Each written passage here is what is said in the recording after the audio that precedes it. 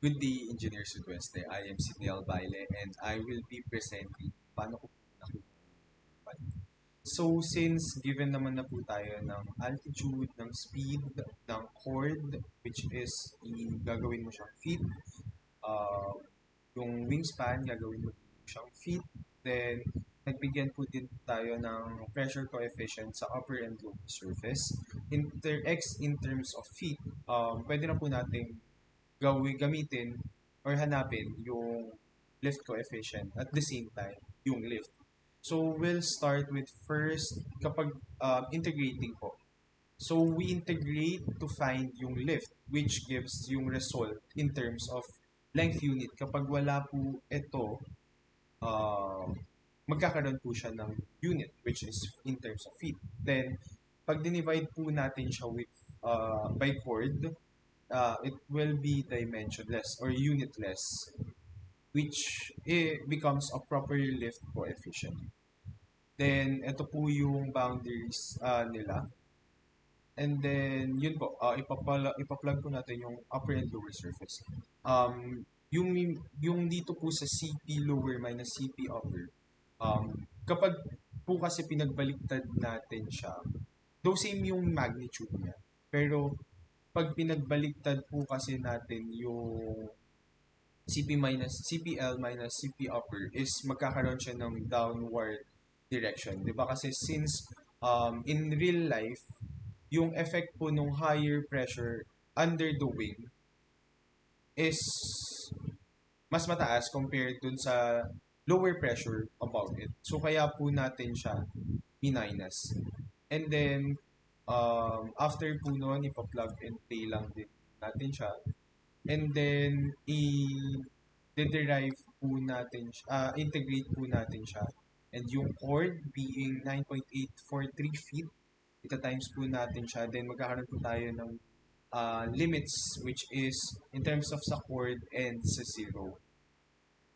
Then after po nun, i-input na po natin yung limits po natin. So makukuha po natin is ito. Then i-minus natin siya sa zero since all of them is mamumultiply sa zero.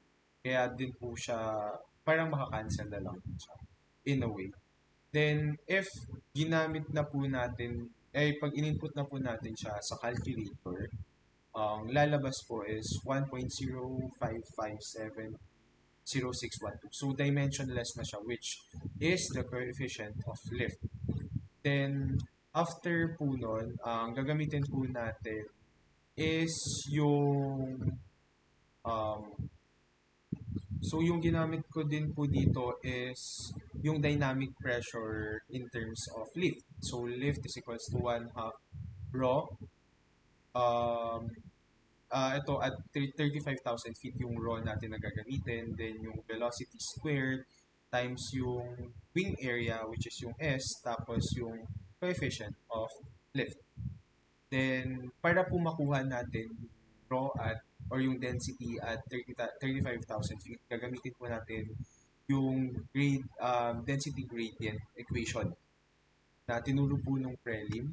Then, ang gagamitin po nating P naught is at SSLC which is 0.00277 slugs per cubic feet. Tapos yung sa temperature po natin 509 R. Then yung sa A po natin or yun is magiging negative 0.003566 R per feet. Then pag nakuha na po natin yung answer natin which is 7.36 slugs per cubic feet, since naka miles per hour po yung velocity natin, gagawin po natin siyang feet per second para po makuha po natin yung or maging pareho po yung units na gagamitin. And then, afterwards po, input lang po natin siya dun sa equation ng lift, which is 1 half rho v v square SCL. Then, since ang slug po is pound force over feet per second square, makakancel po yung, yung mga yung mga units except po dun sa pound force. And then pag in-input po natin siya sa calculator, ang makukuha po natin is pound force. Then yung final answer ko po is naka 3 decimal point. So ayun, hindi ko ni-round off ko po yung isa. Uh, Dito po nag-stay lang po siya. So yun po kung paano ko nakuha yun. Thank you.